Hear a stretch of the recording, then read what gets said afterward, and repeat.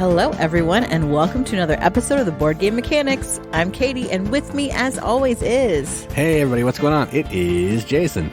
We are recording this at the end of what has been a long week, even though we had Monday off for Indigenous Peoples Day. But man...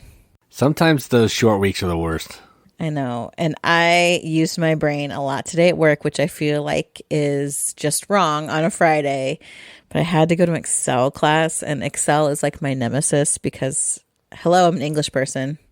Excel uses a lot of numbers, and I hate it. And oh my gosh, my brain has been taxed to the limit. We even had like an assignment that we have to do, like going over, like moving these numbers around and manipulating them. And I'm like, okay, you can do this. You can make these formulas.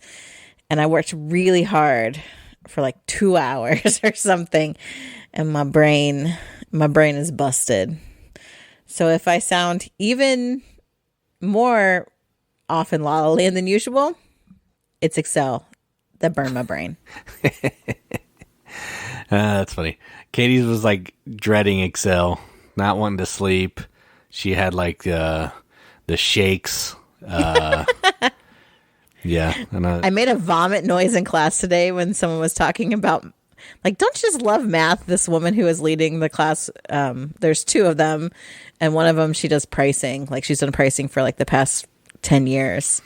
And she was talking about loving math, and I'm like, and I was sitting next to someone who actually works in pricing, and she just laughed. I'm like, yeah, this is not my jam. Yeah, that's funny. Oh boy. But we have a pretty good show, pretty exciting show today, whenever you're listening. I think you're going to like it.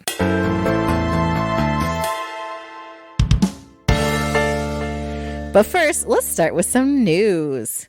Now, my dear correspondent in the field sent me some news, and I feel like I looked at what he sent me, and I don't know that I picked any of it for some reason, because I don't know. I just wait for things to sing to me, which I realize is not the most scientific way to go about this, but it's too bad.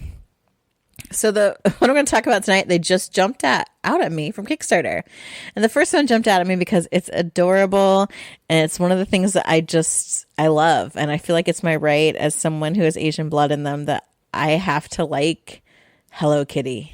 I love Hello Kitty. I'm a grown adult who loves Hello Kitty. I'll admit it.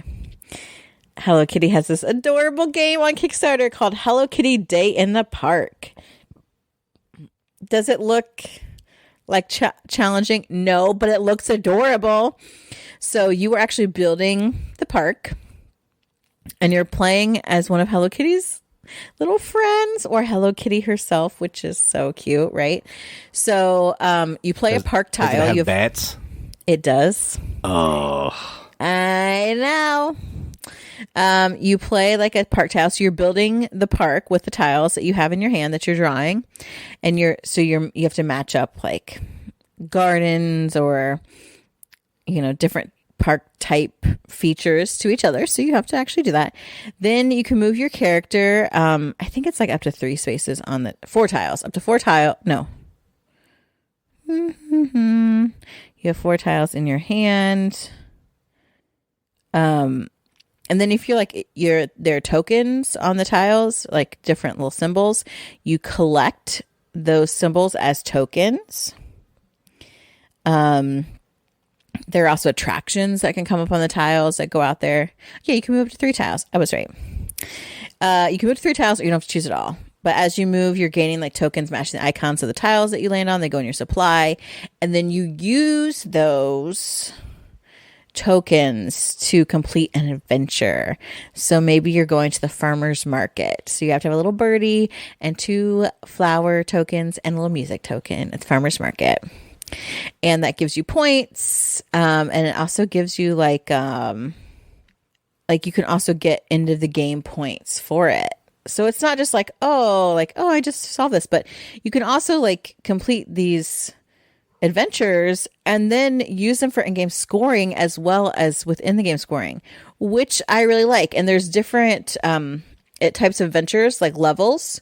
So depending on who you're playing with, you can play like, easier adventures than more difficult ones, which I think is cool.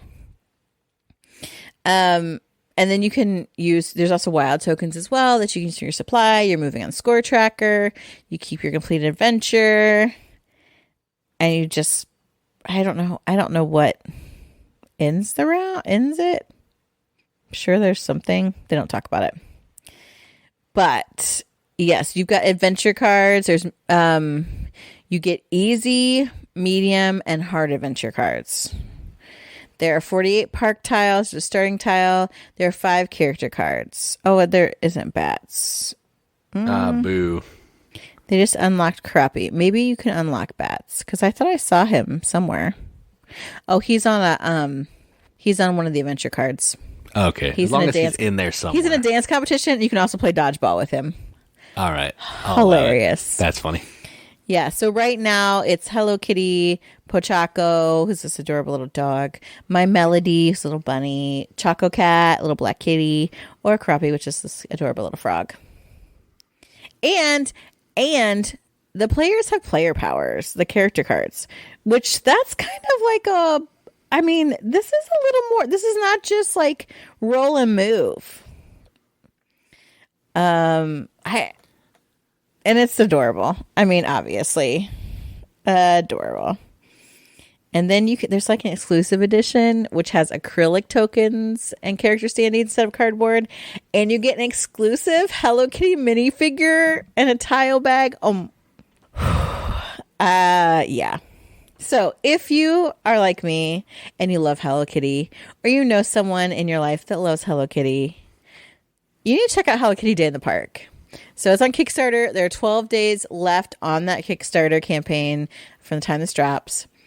If you want just the basic version, it's $30. But if you want like the special Hello Kitty figurine and the acrylic stuff, the exclusive edition is $60.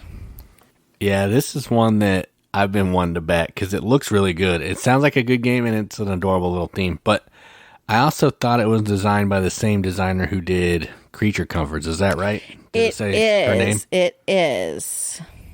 Yeah. So, Creature Comforts is amazing. So this is probably pretty good. Yeah, which is interesting. It says, meet the designer, and it shows her picture and just says, I am, and doesn't say her name at all in like this meet the designer part. But yeah, her past designs include Creature Comforts, Maple Valley, and Octopus's Garden, all of which are adorable and pretty fun too. Yeah, I'd like to play Octopus's Garden. That one looks good. Yeah, it looks. Now they're still unlocking stuff like the tile bag was an unlock. There's advanced scoring and there's a 6th character if they meet that Kickstarter goal. Bats. So bats could be, or it could be Pom Pom Peru. It's probably the stupid star fairy twins or whatever they are. I love them. Little twin stars. Yeah, no, whatever. I hope it's Tuxedo Sam. Oh, yeah, he's cool. He's so cute. Oh my gosh, my Sanrio love is huge. So anyway, if you like that, it is quick. Oh, Roberta Taylor. Yeah, Roberta Taylor. Yeah. 2 to 4 players, 45 minutes. It says ages 8+. So there is strategy to this. It is a little bit above just like a roll and move type thing, but it's Hello Kitty. So check that out. Hello Kitty Day in the Park, 12 days, $30. Next, a game that is not adorable, but the artwork is really pretty, and I'm intrigued by this game. And it's called Monasterium by Emerald Games. I have never heard of Emerald Games. I mean, just look at it. This game, by looking at it, tells you everything you need to know. Tracks, bits. It's about some boring like monastery. It's everything you need to know. Like the theme is you're like a dean of this monastery. That doesn't make sense. You're the dean of a cathedral school. It's a beautiful, peaceful valley, right? So you're training novices. You're building stained glass windows. You're doing good deeds. You know, all those things that monks do at the monkery. So I always thought it should be monkery if it's like a nunnery. Anyway, it's a monastery. So a monasterium, it's a dice placement game, which we really love, right? So you are going to put dice on the game board. You're rolling. There's neutral dice and there's personal dice that can be available to you. So you roll them, right? You choose one number and you put all the dice with the same number on like that dice space, right? So then you're like kind of putting dice out there and placing at least one die, and there's no die left, right?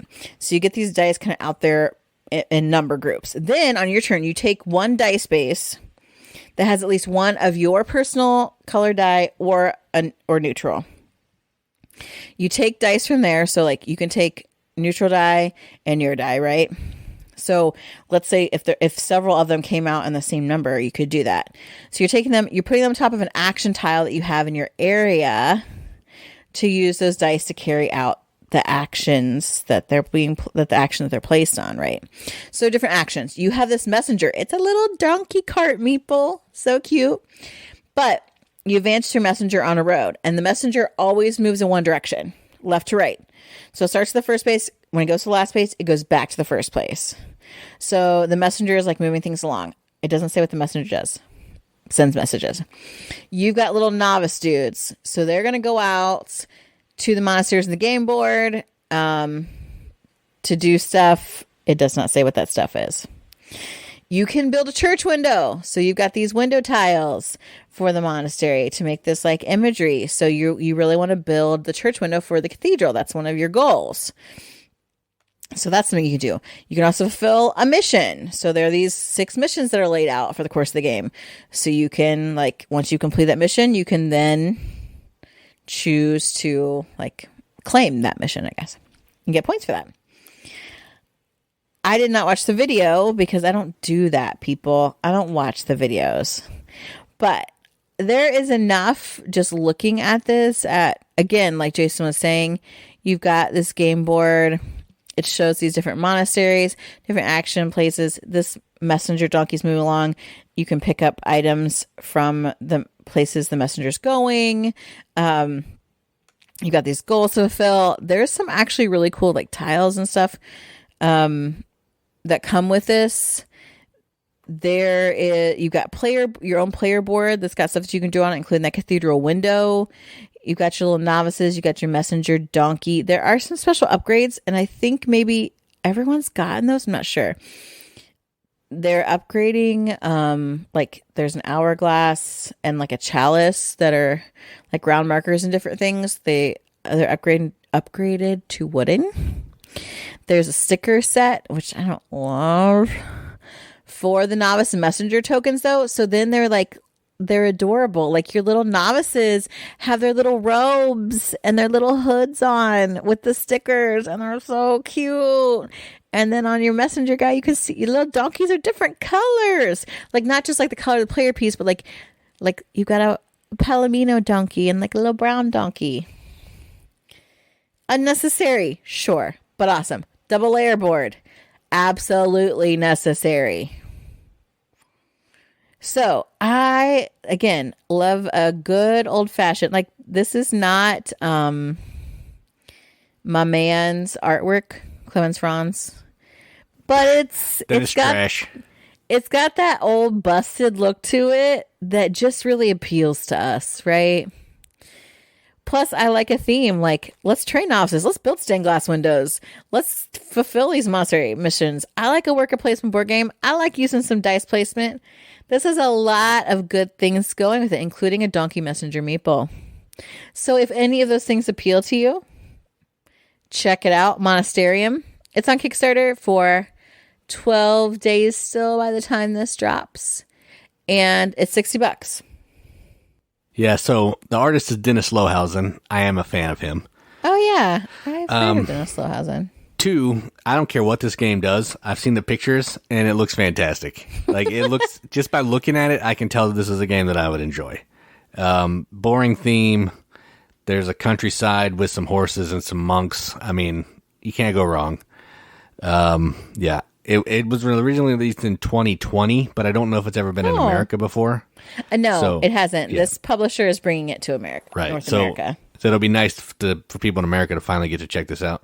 I watched Rado play it, and it's so long ago that I don't remember, but it was a nice crunchy Euro. That's all I know. But $60 is not bad, especially with all that stuff that it comes with. That's pretty sweet. Yeah, it looks like shipping cost is like $11 for USA, Canada, and Mexico. Wow, that's awesome. Yeah. I'm like, that's pretty good. Yeah, so definitely something to check out. So that's Monasterium. And that's my news for this week. All right, so we haven't played a ton of games, but I did manage to squeak in. It's my fault. I wasn't going to blame you, but... It's true. It's my fault. Yeah, I mean, I've managed to play a few cooperative games by myself. So one that I'm going to talk about is an older version of a game we've talked about before, I believe, and this is Yggdrasil. So we've talked about the Yggdrasil, which is it's Yggdrasil Chronicles, which is the 3D tree, also cooperative, but it's like a reimplementation of this one. This one is same theme. You're gods of Norse mythology, and you're trying to fight the evil gods to defend against Ragnarok. That's the theme. And the way this one works is on your turn, you're going to be taking 3 actions. And the actions are you're going to be gathering some kind of artifact. You may be getting some Vikings to put into these bags. And we'll get back to that. You may be removing fire giants from the bag. You may have some ice giants that you got to fight because Loki called these ice giants out. You may be able to call in some elves to help you. And the main action that you want to do is you need to fight these bad gods to keep them from getting too far along the tree because you lose. So you're going to do that by rolling this die that has a certain number of hammers on it. And then you can add Vikings that you've drawn out of these bags that you can do for an action. There's a white bag, a blue, a green, and a black. The white bag has more fire giants, which are bad. They go back into the bag, kind of like Thebes when you pull a chip out. Vikings you can keep. And then if you can make it all the way to the black by moving your Valkyrie around these like little island track, that bag has mostly Vikings, but it's really hard to get to. So you're using these Vikings, you're using the elves to try to fight the gods by having a certain number of power equal to or greater than their strength to keep moving them back, because if a certain number get past a certain line, you lose the game. And all you have to do in this is you have to survive 42 turns. If you can do that, you win. That's it. You just got to stay alive. If the gods get to a certain point before you can do that, everybody loses. So that's it. It has a similar vibe to the other one we played, but this one's a little more old and busted Euro feeling, and I kind of dig that. You know how I feel about that. So, and you get to pull stuff out of a bag, do a little bit of push your luck. I'm in on that too. So, if you like Yggdrasil Chronicles and you haven't played Yggdrasil and you know somebody who has one, play it. It's fun. They're pretty different. They have the same vibe, but they do feel different enough that I think if you had them both, it would be fine. But yeah, that's what I played today. This week, I played Yggdrasil. Yeah, I'm interested to try this. The other one was fine. It's one of those that's real mean. Well, this one's mean too. I don't like when they're so mean to you. Yeah, I mean, technically this one's not really slapping you around. It's just you can't ignore stuff. So you got to make sure you're at least fighting the baddies or they're going to get out of control. Yeah, no. But I'll try it. The big tree's cool, but I know how you love drawing stuff out of a bag. I do. And the big tree is cool. Like, the new one looks fantastic on the table. But that also hinders the gameplay a little bit because it's hard to see everything. But this one, everybody can see the board, and it feels a little more traditional, I guess. Less gimmick, which I do love a gimmick, but this feels more like crusty Euro to me, and I dig that. So, yeah. That's what I got for games played. Yggdrasil.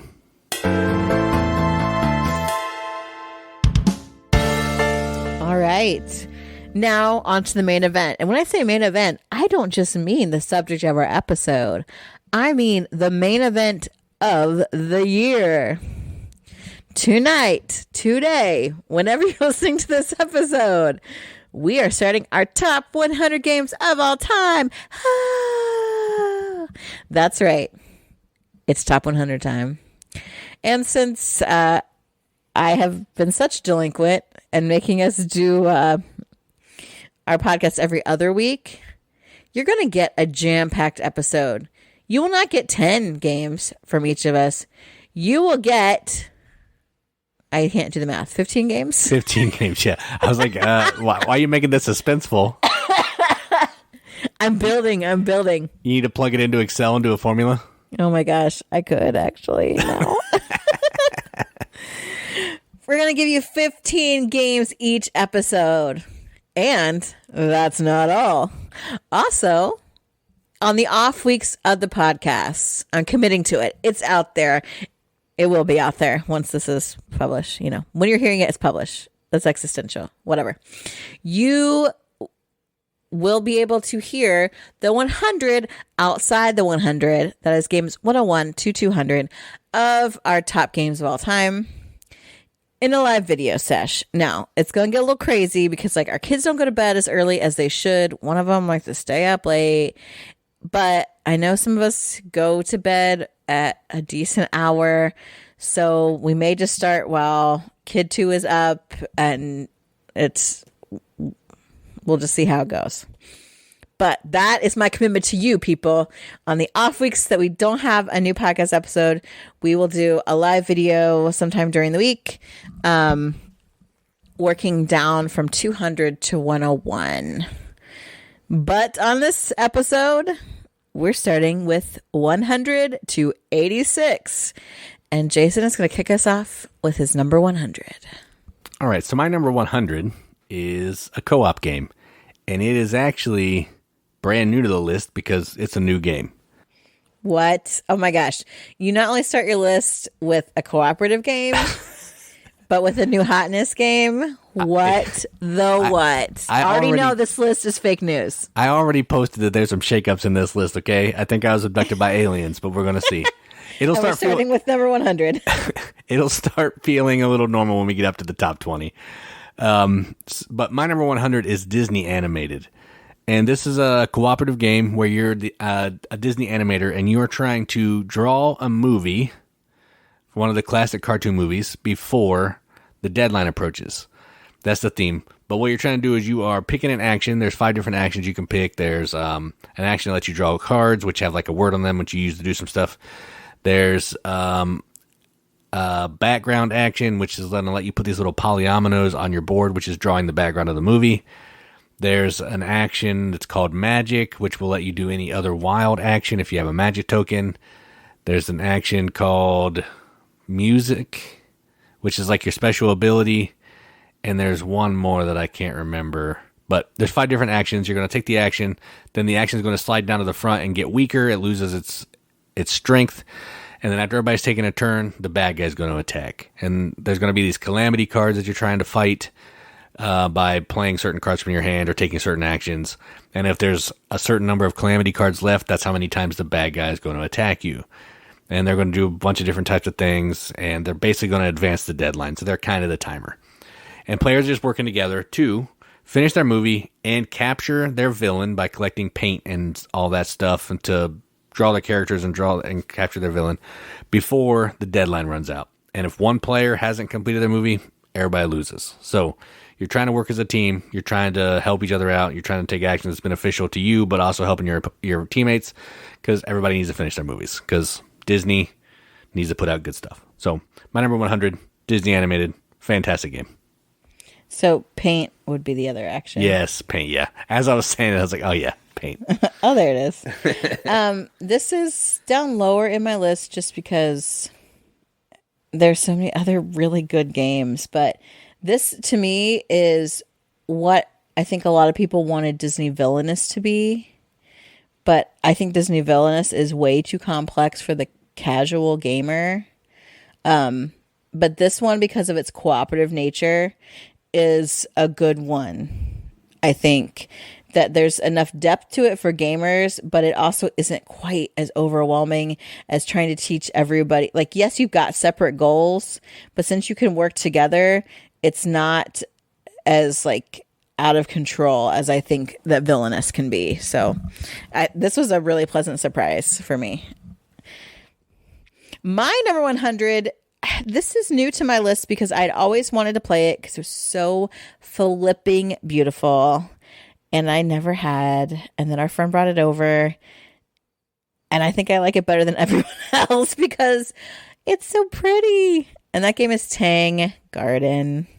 So you're building these beautiful Chinese gardens. The emperor, you're making his garden. It's just, they even say it's a Zen-like game, and it just is so relaxing.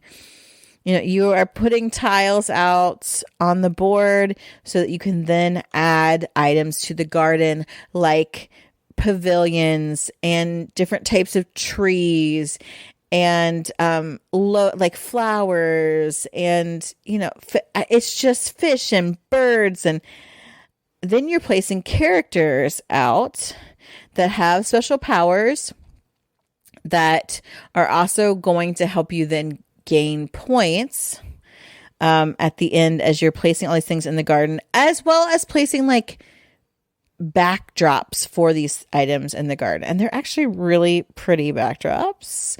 Mountains and trees and dragons, for crying out loud. Like, oh my gosh. It's just so great. It's just a very, like, I don't know if I've ever won this. I honestly don't remember, because I was just so taken by placing really cool things in this garden and making it look great and putting my characters out there. It's just a lovely experience, and it looks so great on the table. So my number 100 is Tang Garden. Yeah, I like this game. I don't like it as much as you. It's not going to be in videos or podcasts for me, but it does look amazing on the table when it's all said and done, for sure. Hands down, probably one of the nicest looking games that we've ever played, in my opinion. And all right, so my number 99 is a game that we've played a ton of, and this was also our friend's, and he left it with us, and it is called Bad Company. Now, the reason I wanted to play this game, because I like the theme. You're taking on like a group of mobsters or gangsters, and you're trying to just embezzle and steal things to the best you can. That's effectively the theme. But ultimately what it is, it's like Space Base or Machikoro. You're rolling some dice, and you're going to have these characters that represent some numbers of that dice, so like 2 through 12. And then you're going to activate those characters when the numbers come up. And you're trying to get these different little icons to fulfill these heists that you're doing. You're trying to move your little car around on the board to stay in front of the police car, or you're going to lose points. And you're just trying to score as many points as you can by completing quests or heists, upgrading your characters. So when a number hits, more stuff activates. You get more tokens and all that kind of thing. It's a fun game. I really do like it. We played it a lot, so I've had to take a little time out from it for a minute, but that doesn't take away from the fact that it's a good game. So my number 99, Bad Company. Yes, this will appear on a video for me.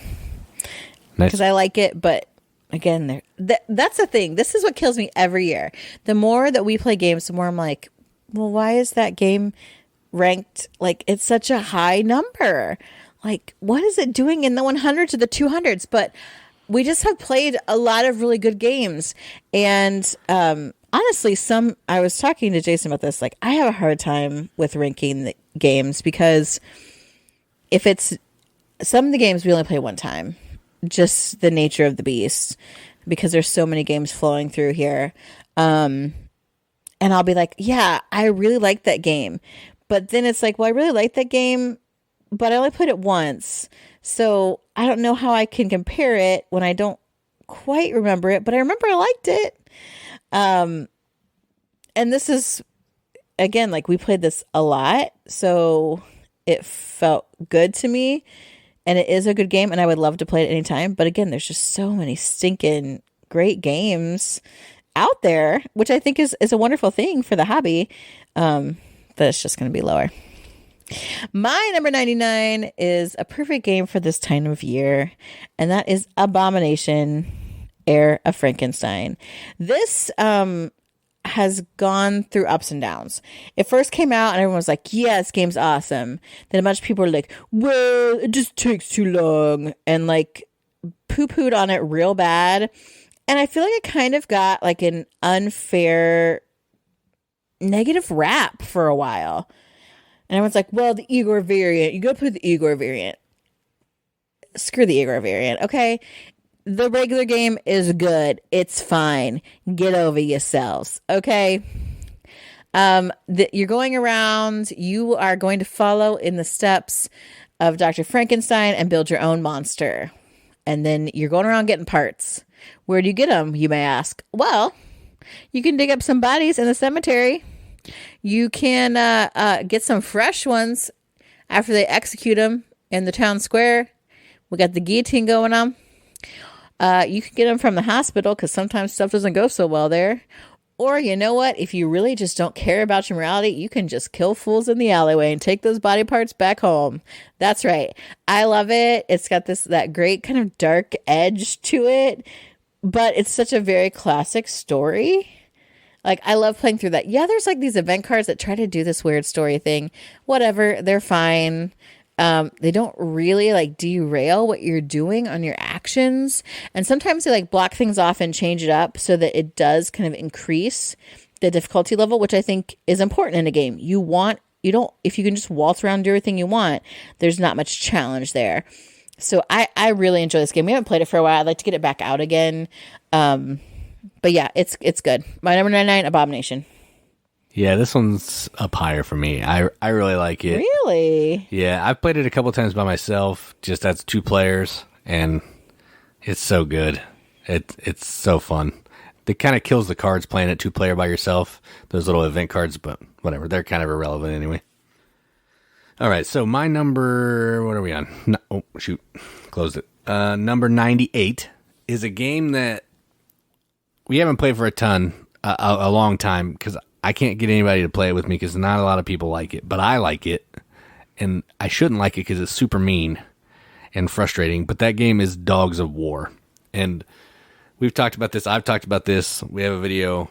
This is a game that's basically playing 3 games of tug of war on this board, where you're trying to throw your support behind one side of these 3 battles, and you're going to be doing that by putting these big mini, like, figures that you have and using some kind of like military card for their strength to put a character down on a space, collect a bonus, and move the military tracker toward your side to win.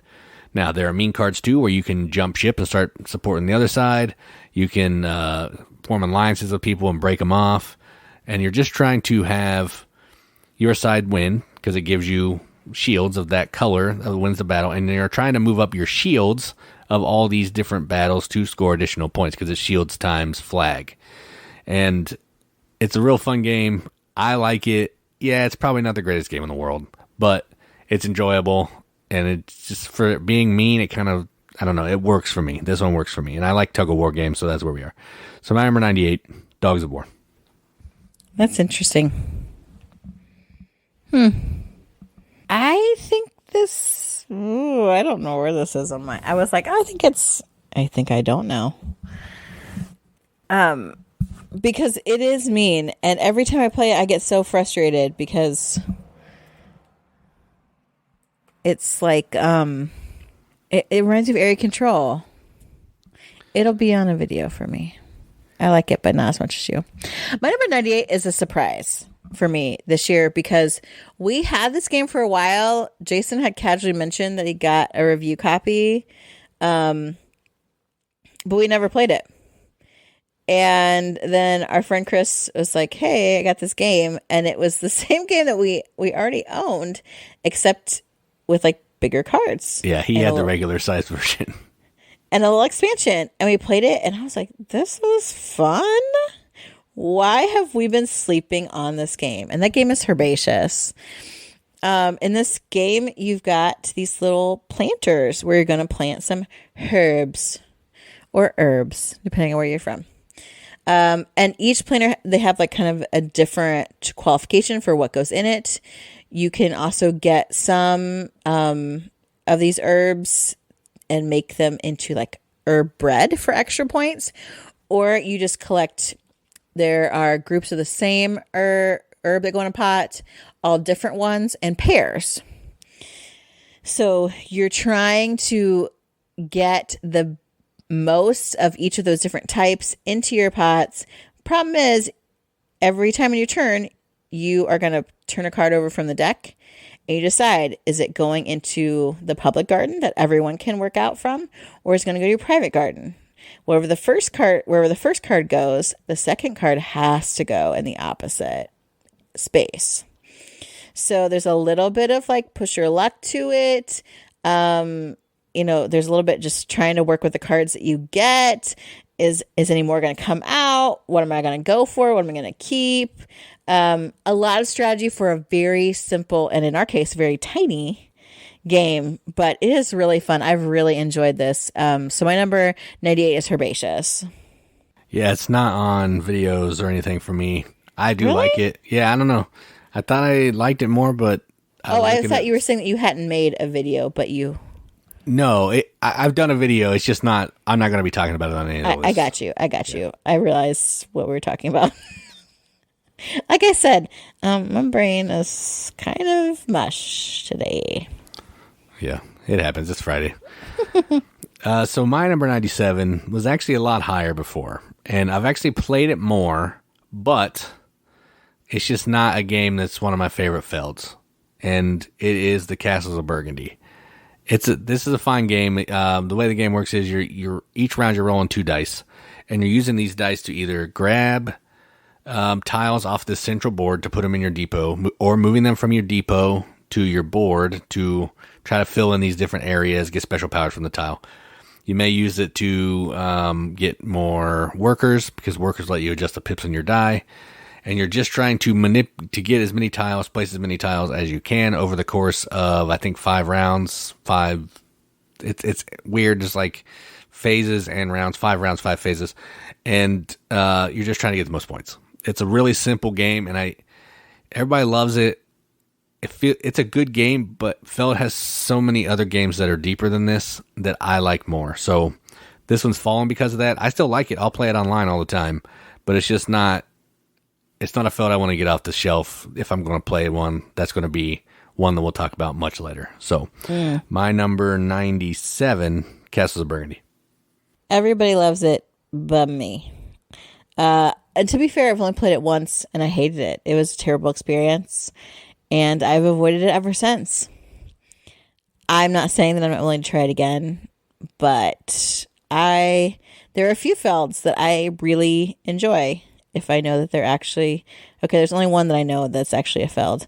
No, 2. There's 2 that I really like, that I am fairly certain are both Felds. We'll talk about later. I know which ones you're talking about. They are Felds.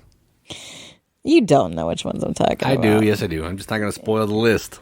Okay, whatever. My number 97 is... I always want to think it's like a roll and write, but it's not. It's actually a drawn place. But it's such a cute little game. And again, I really love small games that like deliver a lot as far as decisions, like just depth of gameplay. And I think this game is one of them, and it's Draftosaurus. So in Draftosaurus, you actually are taking a handful of little adorable dinosaurs out of a bag, and you're going to take them in your hand, and you're going to draft them as they get passed around the table. There are a couple expansions. There are water dinosaurs and flying dinosaurs. Yes. I think we only have one of them. We have water. We have water, which is really fun. The dinosaurs are adorable. And then as they're drafted, you have to place them somewhere. And there are these cards that dictate, dice. It's dice. There's a die that you roll that dictates where it goes on your dinosaur park, which everyone loves dinosaur parks. But there's a game that is a lot more involved about dinosaur parks that I'll talk about later. But this is just a pared down version. And there's different pins that have different requirements. Like maybe you want couples of dinosaurs and they want to be together. Or you want to have all different kinds of dinosaurs. Certain dinosaurs, maybe you don't want to have any and you get points for not having any of a type. Or you get extra points for having T-Rexes. But T-Rexes can't go in certain pins because they're going to eat up all the other dinosaurs. So it gives you these really kind of interesting parameters, as well as the die tells you, okay, you can only put it on this side or in this pin, or almost like cardinal directions in some ways. So that those limitations then again make it a little more difficult, make it puzzling, make your choices like really key, because you also don't know like what am I going to draft next? What have I seen? What dinosaurs did I pull out that are going to keep coming around? Are there going to be more of those later? Can I get a pair of these? Can I keep from getting this? And just an adorable little simple quick game like this one. We have 2 different sides of like park map kind of player boards. So we'll usually play the first one and then flip it over and play the other side right after, because it's super quick, but it's really fun. I just really love it. So my number 97 is Draftosaurus. Yeah, it's a good one. Just missed my top 200. It's a good game though. Every time I play it though, I have a good time. I don't know. It's just not one that I think about a lot, I guess. So it just didn't make it. All right, so let me find the list again. All right, my number 96 is... I've actually started liking it more than I have in the past. It may have been ranked higher before, but I've actually played it more, and I understand it now. And it's probably right where it should be. And that is Teotihuacan, however you say it, City of Gods. And this is basically a big rondel. You're using these dice, and you're moving around these 8 spaces, I think. And you're taking different actions. And then as you take an action, it may build a pyramid. It may help you collect resources. You may move up on some tracks. And then as you're taking an action, you're going to be leveling up your dice, which means advancing the pip up one. Once they hit level 6, they will ascend, and you'll get some ascension bonus. And then basically the die comes back down as a 3. So it's just a way to reset your dice. After there's an eclipse, you're going to have to feed your workers with cocoa. If you can't pay with cocoa, you have to spend points. And you're just trying to, over the course, I think, of 3 eclipses. I've only ever played it online, like, really. So I'm not sure, like, how that triggers. But after so many eclipses, the game's over. Whoever has the most points is the winner. It's a cool game. I'm more interested in playing it in real life now that I've played it online a little bit more. And, yeah, I think I'm starting to like it a little bit better now, the more that I've dabbled into it. So my number 96, Teotihuacan. This is another one that I did not have a good experience playing it the last time. I played it in real life. But also I'm sure I did not understand it. Like, that's highly possible too. So I guess I'd be willing to give it another go. Although, it might be a tough sell. My number 96 is a game that, gosh, I feel like we go through phases with this game. We got it and played it a ton because I happened to just randomly play it at the World Tournament for Star Wars Destiny. And I was like, man, this game is really fun. I was telling Jason about it, and he's like, oh, interesting. Looked it up. We ended up getting a copy. Really loved it. And I think nearly everyone we've ever introduced this game to, like, really digs it. And that's Illimat. Illimat's weird. It feels like a trick-taking game, but it's not really. But you have, and the cool part is, the board is like this cloth. So you lay this cloth out. The box then becomes in the center and it spins. So you are placing cards in order to capture cards in these different fields. The fields are represented by different seasons, and different seasons you can do different things. So there's sowing, which is placing a card in the field. There is harvesting, which is taking cards from the field. There is stockpiling, which is grouping cards together. And that's it. Is that it? Yeah, there's 4 actions: harvest, sow, stockpile. No, there's 3. There's just 3. Yeah, you might be. Yeah, you're right. You're right. And then each field has what's called a luminary in it, which is like a tarot card type thing that has a special power that kind of changes some rules in the game. And then you can claim them, and they count as points for you at the end of the round. It seems really odd and sometimes kind of hard to explain. Once you start playing it, you're like, Oh, I totally get this. Especially if you have grown up playing cards and that's something that you're just like it's old hat to you. It makes sense. This game will come fairly easily. It's funky enough to be interesting, but yet familiar enough to catch on quickly too. And I just really like the aesthetic of it. So that is my number 96 Illimat. Yeah, it definitely doesn't feel like any other game, any other card game. It's its own thing for sure, which is interesting. I do appreciate that. All right, so my number 95 is another T game. Probably if we played this more, it would be up higher, honestly. And that is Tekhenu, Obelisk of the Sun. And this game is a dice drafting game where you are building different areas around this obelisk.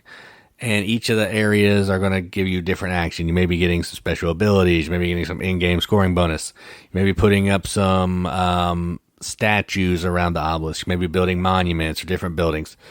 And you're just trying to do all these things. Certain colored dice are off limits because they're in the shadow of the obelisk. It's just there's a lot of rules, but once you figure it out, it's a really fun dice drafting game and cool puzzle. There's some stuff that I don't like where there's these like, you got to have your dice balance on the light and the dark. It's kind of dumb. It doesn't serve any point, but it's still an enjoyable game. One that I would like to play more. It'd probably go even higher. I think it's been higher before, but since we haven't played it that much, it's slipped down. So my number 95, Tekhenu.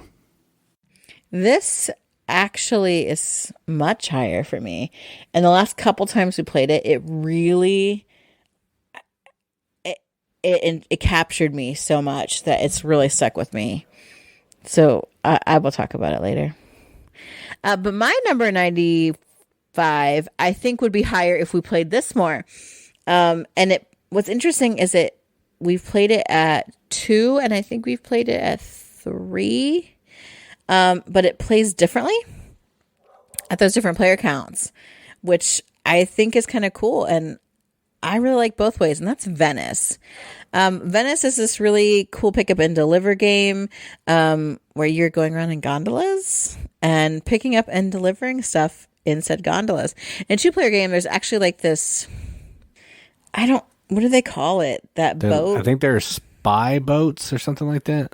I'm not sure. Yeah, but they can, if you place them as well as your own on your turn, and if you can get your opponent to go, when your opponent goes by them, they get like infamy or something, notoriety or something that can be negative for them. So that might cause them to take longer routes, not deliver as much. So it's like a whole nother level strategy to this game, which I think is already really interesting. And plus, dang, you can put stuff in the gondolas. It's just so, like, it's a great gimmick. Apparently there's a bigger board for it and expansion, or is expansion the bigger board? It's the bigger board is the main part, but it also comes with this little side thing too. So it does actually have expansion content in it. Okay, but it is tight quarters for sure. So I would like to play with the bigger board. And that one maybe cause us to move up higher. But that is my number 95, Venice. Yeah, this is a good one. I forgot to look where this was at on mine. But if it's not on my list, it's just because we haven't played it enough. Oh yeah, I'll be talking about it later. It's a good one. It's a good one for sure. All right, so my number 94 is actually a game that we don't own. It is on our shelf, but we don't own it. And it is a game called Bitoku.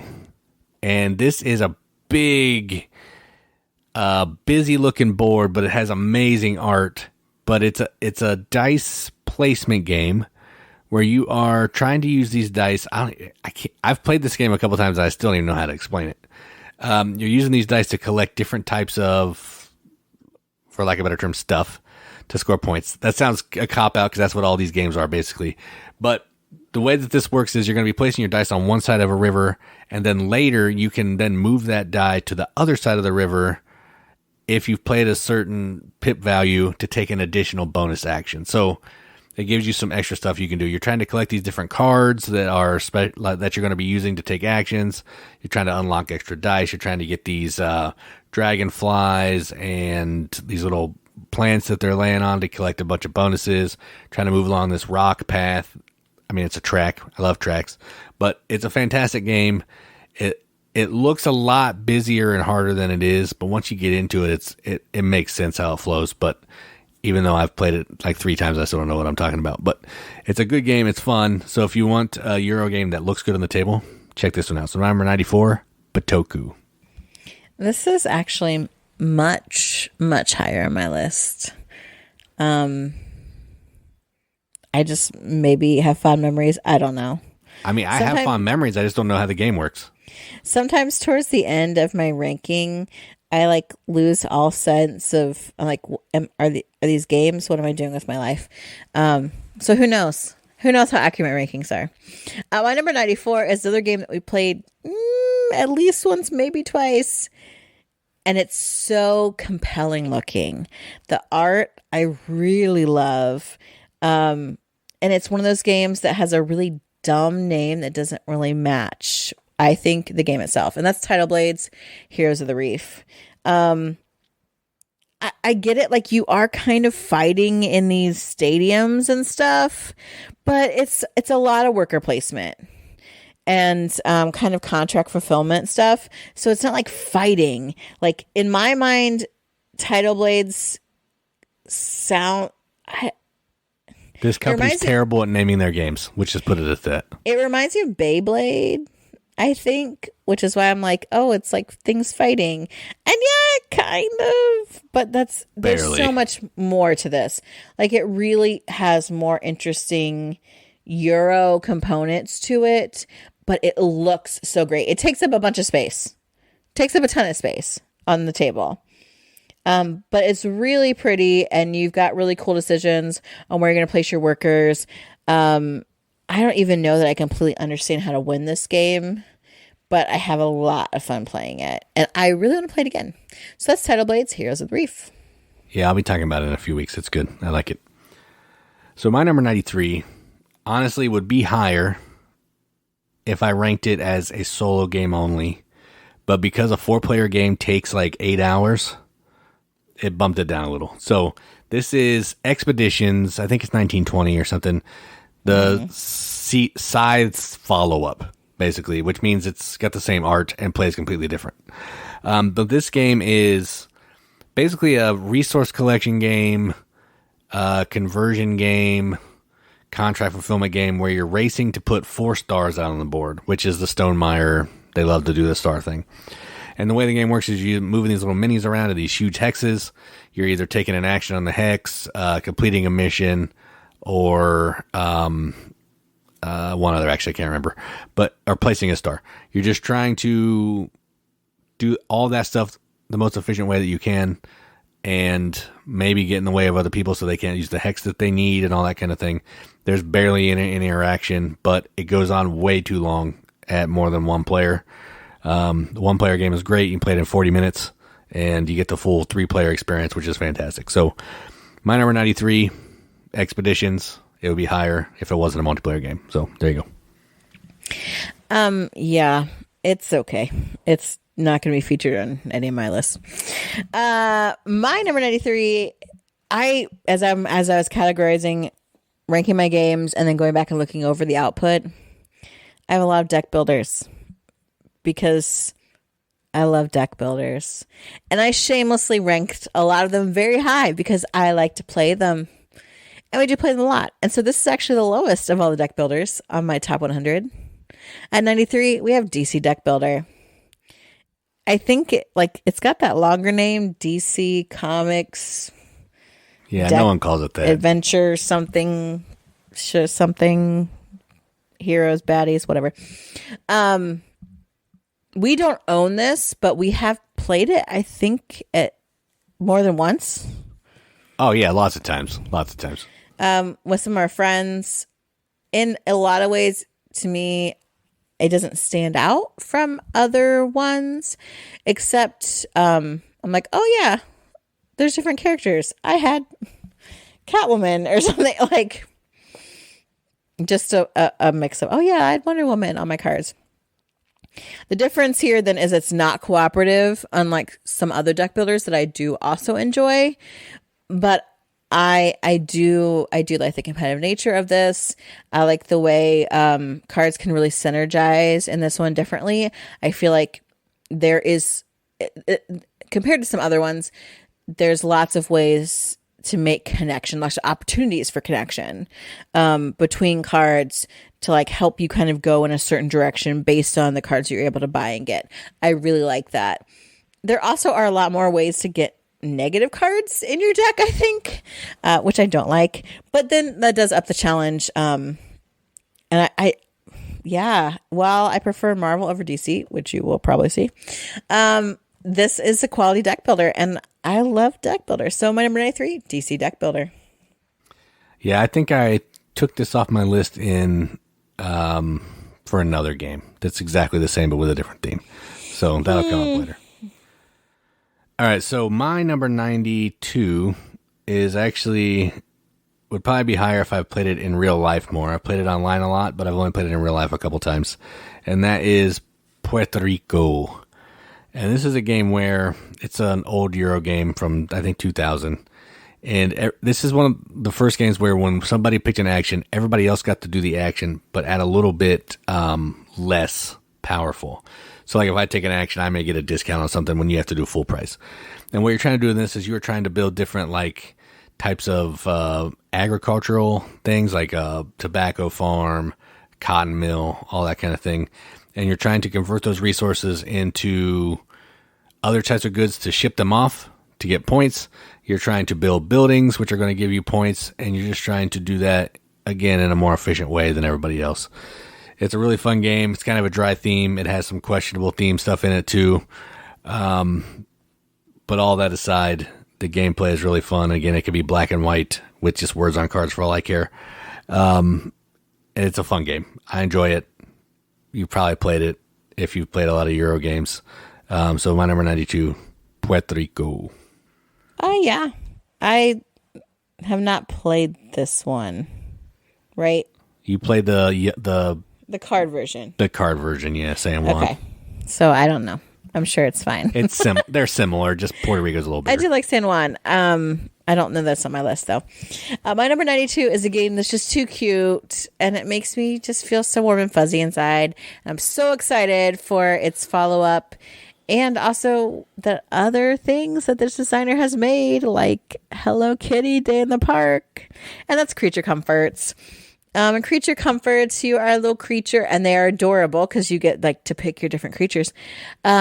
Who is getting all these cozy things ready for winter. You need your creature comforts, like the title. So you are using dice, and like this sounds like oh yeah, it's so easy, but you have personal dice. Then there are also community dice. The thing is, you're going to place your workers based on just the personal dice that you roll. So you don't know what the community dice are going to be. So maybe in order to go to a certain spot and collect a bunch of mushrooms, you need like a run of 3. So you need a 1, 2, 3. Maybe in your personal, dice, you have a 2 and a 3. You're hoping for a 1. You don't know if you're going to get it or not. I think that adds like this really great element to what's a fairly straightforward game. You're collecting these resources so that you can then make cozy things like a bookshelf and books, or a stew, or maybe activities like you want to go snowshoeing, or a toboggan, or some board games, or some instruments to play. It's just really cute. The artwork is amazing. It has a really nice balance between a very relaxing, fun game with a little bit of strategy. Like, it is good you can get these other cards that allow you to score points off of things that other people have made as well. So in-game bonus type things can be found throughout that, in addition to just getting things during the game. So I really like it. My number 92 is Creature Comforts. Yeah, I couldn't find it on my list. I know it's on there somewhere, but I'm not good at searching. So Control F. Yeah, I know. Do ya? We'll try it again later. My number 91 would probably be higher if I played it more. I played it twice, and I don't know. I know I like it, but then You went on and on and on about this flipping game and went and got your own stupid copy. I traded for it. It's fine. And now it's way down here on your top 100. Yeah, it's Endless Winter Paleoamericans. So this is a deck builder of sorts, but it also has some worker placement. You're going to be placing your workers on these. I think there's 5 different actions. I'm not going to go into too much detail, but they're all going to do different things, build some buildings, collect some cards, kill some animals, all that kind of thing. Or collect animals, I guess. You can kill them if you want to. And then you're trying to, I hate to say score points because that's what you're trying to do, but you are trying to score points. There's a couple tracks you're going to be moving up. Whatever side of the track you move up is going to determine which thing is going to give you the most points. You're going to be removing cards from your game, your hand, which gives you points. You're going to be also collecting additional points for, I think, animals or something. And then whoever has most points is the winner. It's got some really cool some mechanisms with the worker placement piece and the way the cards work. They're like multi-use cards. They can be used in a couple different ways. And I don't know. It's a fun game. I'm having trouble remembering it because it's been a while since we played, but I am looking right at it and I want to play it. So, there is that. So my number 91, Endless Winter Paleoamericans. Yeah, I might talk about this in the videos. I'm not sure. My number 91 is a game that Jason had played without me. I'm not sure why. Well, that's said for a lot of games, actually. I mean, that's like every game. Then we ended up getting a copy. Did we buy it? Yeah, on our anniversary trip? No. We just took it with us. Oh, okay. Okay. Maybe it came before then or something. Yeah. I traded for this, I think. And we played it just 2-player. I'd like to play it with more because I've only played 2-player, but it's really fun. And that's passing through Petra. So passing through Petra, you're doing like these trade caravan type things, getting these traders and then trying to make deals at the most opportune time to get the most points or money. Are they the same thing? It's yes. Yeah. I think it's points. But the interesting thing is your actions are determined by moving this little person around the square, like a little square grid. But they can't take the same action twice, and they always have to be moving. I don't know if it matters what direction. No, they just can't be in the... They just can't be the same. They just can't take the same action twice. Yeah. So that kind of, limits how you're doing your actions. And then also, traders that are coming through this, like, passing through Petra, you only get so many at a time. So some of them are blocked. It's got this really kind of... Is it gimmicky? Probably. You could just only put out so many tiles. But making those like trades at the right time and getting your traders set up and hitting these goals so you can unlock other things. Really key, really cool. I would love to play this again. It's puzzly, but not overly complex. Like I just really, really liked it. So my number 91, Passing Through Petra. Yeah, it's a Petra good one. Petra means rock. Petra does mean rock. That's true. I think I'm talking about this in the video. Let me see if I can do Control F. Yeah, it worked. Yes, it will be on videos. There you go. All right, so my list is right here. My number 90. Mine's right here, too. Well, I got like 8 tabs open, and I'm trying to find what I got. So my number 90 is actually a Reiner Knizia game with a co-designer. I can't remember who the co-designer is. So if you're listening to this, sorry. You're not. But if you happen to stumble upon it, you get bored someday. Sorry, I forgot your name. And the game is Witchstone. Now, I've played this, 3-4 times, and I really like it. I'm actually surprised that it's not higher based on my rankings, but then I was looking through other games, and I do like a lot of these other games better. So this game is a tile placement game where you have these double-sided or tiles with 2 actions on them. You're going to be putting them in a cauldron. Double-ended, yes. There you go. And as you connect tiles to the same action that matches the tile that you place, you're going to make that action stronger because each instant of it in a group of connected tiles is how strong that action is. And you're trying to build these like magical networks so you can move your witches around to these different locations, because if you get them in certain positions, they're worth points. You're trying to collect these gold cards that are worth points. You're trying to move up on this wand track. You're trying to move around this owl track. There's lots of tracks, which is cool. You're trying to move these crystals out of your cauldron because they're going to let you get bonus actions in all of the other ways that you can get actions. And you're only taking like 13 turns or something. It's pretty short, but it is a fun experience every single time. A nice little puzzle. We have the expansion we haven't played yet. We need to bust it out and try it. Probably move it up even higher. So my number 90, Witchstone. I'm a big fan of this. Probably like 30 more than you. Nice. My number 90 is a game from boardgametables.com, but they changed their name to something else that I'll never remember. All play. Sure. Might as well just throw some letters in there. I'll get that screwed up too. But at first I was like, oh, who wants to play this game? It turns out I do. I really, really do. It's super good. And that game is QE. So first, like, QE, but I didn't even know what that meant. Why would I know what that is? It was like all the rage when the Fed was doing all their funny math. When have I ever watched the news? I don't know. It's probably on that Excel formula. No, I can't even tell you what it stands for now. Quantitative easing. Okay. Basically printing money. Yeah. I didn't know about any of that. It's like when I started working at like a mortgage servicer and I didn't really understand how you had to have insurance on I didn't understand anything. This is what I felt like with QE. But QE is so fun. So you are a country and you're just going to print money. And it doesn't matter as long as you aren't the most bankrupt country. You have a chance to win. So you're doing this blind bidding for commodities because you are almost doing like it's not like bingo, but it's a collection for different commodities. Like the more you have of one commodity, if you have a variety of commodities, if you have your own country's commodities, you can score different points for that. But you're bidding whatever amount of money you want on a tile. It's a dry erase tile, turning it into whoever is holding the auction. And you're hoping that you win it, right? But the thing is, you don't know how much money wins it. So you don't know how much anyone's spending, but you lose if you spend the most. You are bankrupt. You're out.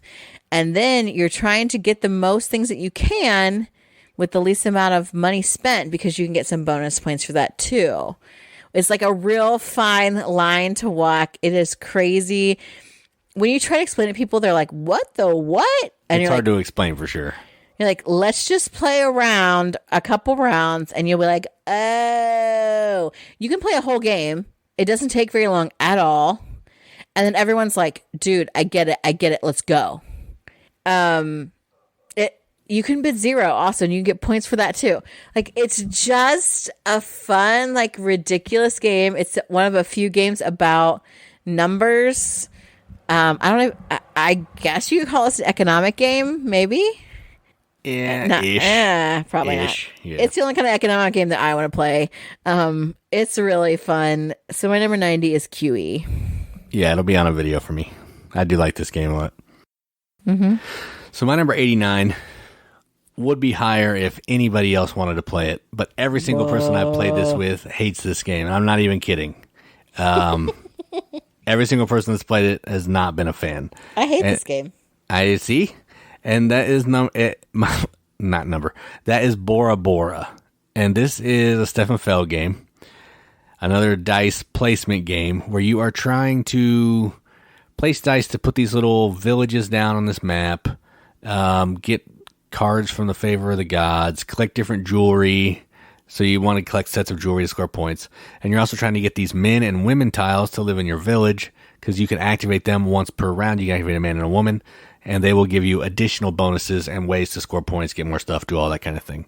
And there's also some goals that you're trying to accomplish every round by maybe having a certain number of huts out in the village or certain types of men or women tiles, that kind of thing. And you're doing that over a certain number of rounds, I think 4 or 5. And whoever has most points when all that's said and done is the winner. It's a kind of a beefier Feld game. It's got a little bit going on. It has some color too, and by that color I mean teal. But yeah, I like it. I never play it because no one else wants to play it. So if I do play it, I just play it 2-player by myself. And that is number 89, Bora Bora. Yeah, I don't like it. I can't pinpoint on why exactly I hate this game so much, but I do. I just do. My number 89 is a cooperative game that really flies under the radar for me until we bring it out and play it. And every time afterwards, I'm like, dang, that game is so good. And that's Black Orchestra. Black Orchestra by our friend PDB. I want to call him our friend. Are you our friend, PDB? Are we going to hang out and play games sometime? He's my friend on Facebook. Oh, that's real. That's real friendship. Yeah. This game is super good. So it's cooperative. You are playing a group of conspirators that's trying to get a plot together and execute a plot to execute Hitler. Because we don't need people like that running around. We're going to stop it. It's based on historical happenings. But even if you don't love history, like, it is tense, man. You're like, okay, I have a briefcase bomb. All right, I got a briefcase bomb for Hitler. Here's the things I need. Are you close? Are you close? Wait, I'm too suspicious. Okay, wait, like, I'm not committed enough. How do I raise my commitment level? Oh my gosh, the Gestapo are putting you in jail. How do we get you out of jail? What are you doing? Are you narking on me? What's going down? Like, it gets intense. It gets intense for no reason. You're just moving like these cardboard chits around on a board. But it's so intense. You're like, oh my gosh, I'm getting questioned by the Gestapo. You're looking at a card, people. But I don't know. It just gets inside your head. Like, it just, it's so good. It's so good. I really love it. The last time we played it, it was like super intense. We actually ended up killing Hitler. It was so close. We almost all ended up, or did we all end up going to jail? No, the last time we played it, we all were in the we all were in jail. Yeah. The Gestapo kind of saw our plot failed. I have won it. So it's very difficult, but not impossible. Like, I think some other difficult cooperative games are, but this one is so worth it. My number 89, Black Orchestra. Yeah, I like this one. My issue with this one is it's probably a little too long. But outside of that, yeah, I do really like it. I'll play it anytime because the theme is awesome. And it really does, I don't know, it is just moving cardboard around, but it's super tense. I don't know what it is. All right, so my number 88 has been much higher. And it's just because we don't play this game anymore. I look at it. It has a good look. And that is Lorenzo Il Magnifico. This is a dice placement game, kind of. You're rolling these 3 dice, and then you have these cylinders which represent those 3 dice, and you're using those cylinders and the value of the die as workers to take different actions in the value of the die. And you're trying to collect different cards to score in-game points, to run 2 different machines. You got like a military machine and an agricultural machine. You're trying to collect gold, different resources, so because you have to pay for stuff. And you're just trying to be the best in the Italian world. I don't know. It's a fun game. It's one that I always want to play. Well, not always, but I think about playing, but then I just grab something else. I don't know why that is. We have a lot of games, so that's the reason probably. But I do like it. It's fun. We also have the expansion that I would like to try at some point. So number 8, Lorenzo Il Magnifico. I love this game, and time and distance has not dulled that love for it. So we'll talk about it in a later episode. My number 88 is a party game. And I know there are people who hate this game, and that's sad because even if we get knocked out right away, it's still really fun. Because who doesn't love to point foam guns at the people they love? And that's Cash and Guns. This game, we have had a riot playing with it. We have the expansion. So we've got like a big dirty hairy foam gun. We've got stun guns. We've got grappling hooks. It's just ridiculous. It's just a ridiculous game. You are basically pointing your gun at somebody else. Arbitrarily. Sometimes purposely. Yeah. And they don't know if you have an actual bullet or a blank in the chamber. So there's push your luck, and then you're hoping that your luck holds and you don't get shot because you want some loot. Because, man, we're all a bunch of criminals, and we want to make out with the loot, but we don't want other people to get too much of it. It's just so fun. There's something so satisfying about pointing a foam gun. Jason will like basically pistol whip me with his foam gun. I cannot sit near him. I did it one time. No, it's not one time. It is not one time. I still have like a bruise from how many times he kept beating me with this gun. It is ridiculous. Yeah, it is hilarious watching grown people point fake guns at each other. Yes, I understand some people don't like guns. That's fine. We live in the Midwest. A lot of people are really into it. So we have a lot of fun with big groups. And this does play a lot of people. And then it's just like pure chaos of foam guns everywhere. So yeah, it's a good time. And I obviously love games that are complex, that have meaningful decisions, that multi-pass victory. I also love games that inspire just a really good time, fun memories, just togetherness, and that's Cash and Guns. So that's my number 88. Yeah, this will be on a video for me, but man, there's something about sticking that dirty hairy gun pointing at somebody while they have the little tiny gun pointing back at you. That's hilarious. All right, so my number 87 is a game that we just played not that long ago, within, I don't know, the last 4 or 5 months, and it is Champions of Midgard. This would probably be higher, but again, I think it's too long. I'm losing patience with long games. I don't know what that says about me, but it's the truth. So if a game's too long, it's gotten taking some hits. But Champions of Midgard is a worker placement game where you are effectively Vikings, and you are trying to collect different other types of Vikings, which are represented by dice, and you're going to be sending those dice off to battle. They're going to be fighting a troll, they might be fighting a Draugr, Burgessier mountain folk, and monsters, sea monsters. And then they're eventually going to die when they go do their battle, and then you're going to collect their souls and send them to Valhalla and use those tokens to... Only if you have the Valhalla expansion. That's true. If you have the Valhalla expansion. But you need that. Get that. And then you can spend those tokens to collect awesome cards that give you cool bonuses. It's a super fun game. It can be kind of irritating because sometimes the dice rolls don't go your way, and that can get frustrating. But with Valhalla, it doesn't feel as bad. So keep that in mind if you have the base game. The dice rolling can feel worse than with the expansion. But it's really fun. Probably maybe 2 rounds too long. But outside of that, I love it. So number 87, Champions of Midgard. I love this more than you. Actually, because I think of our recent plays, I was like, yeah, this is good. But what do you know? My number 87 is a game that if we played it more, it might be higher, and it once was higher, but I don't remember it very well. Our friends at the Board Game Rundown would rave about this on and on. Probably not now because they're all calling it new. Ooh, shots fired. However, it is good because it's... I generally really like a nice dice placement game. This has lots of different things to keep up with at one time, which I also love. And that is Taverns of Tiefenthal or Tiefenthal or whatever you want to say. Tiefenthale. You're running a tavern. So you are also trying to upgrade your tavern. You can get someone to do the dishes, I believe. Get like better kegs or more of them. Seating. There are expansions to this. Do we have them? No, there's one expansion. Yeah, I don't know what else that brings, but different kinds of visitors. So you're trying to like fill their orders. They can give you stuff, give you money, so you can buy these upgrades.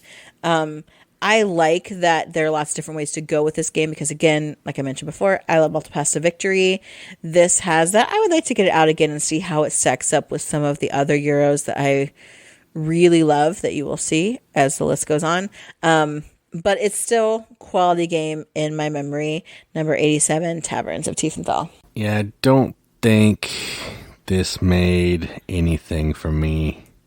because we haven't played it in a minute. Oh, no, I lied. Take that back. Forget everything I said. Okay.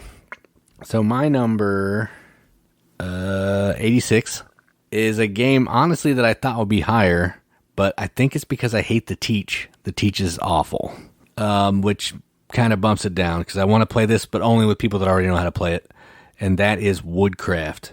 And this is a game from, I think, Vladimir Suchi. And what you're trying to do ultimately is you're trying to collect different colored dice. There's yellow, green, and brown. And then you're trying to use those dice and cut them in half figuratively by taking actions and exchanging pips from like maybe 2 green ones to a brown and a yellow, whatever. And then you're trying to glue them together to turn them into different dice to build these different types of like wooden things. Like you may build a workbench or a piano, whatever. And then you're also trying to collect different types of workers that can come and help you make those actions better. You may be putting tools in your attic. You might be planting a tree that keeps growing wood for you, so you always have wood available. And there's this really cool like rondel action selection thing that when you take an action, it kind of moves it along. Maybe it makes it less good for someone else to take later. It's a really good game. It has a lot going on. That I mentioned stuff that I didn't say, some stuff that's super important, which is fine. Play it for yourself. But it is a really good game. I don't want to teach you. If you know how to play, I'll gladly play with you. My number 86, Woodcraft. I'll be teaching this game from now on because I really like it. So we'll talk about that later. I like it too. I just don't want to teach it. Well, I like it more than you. My number 86 is a really, in some ways, simple game. But again, I love simple games that have like really fun decisions and fun themes. And this does, I think, cool thing with both. And this game is called Don't Go In There. And Fan Zero introduced us to this game. And it's got cool components. It's got a dice tower out of the box, which is awesome. Glow in the dark dice. Do you have to have like an upgraded version to get the different ghosty faces? I think that's base. Yeah, I think that's base. Do the ghosties glow? Did we decide that? The ghosties do glow in the dark, yes. I mean, oh, it's so cute. So you're going into this haunted house, right? But it's basically at its heart a set collection game, and you are placing dice at these different locations as like a way to bid. Am I doing this right?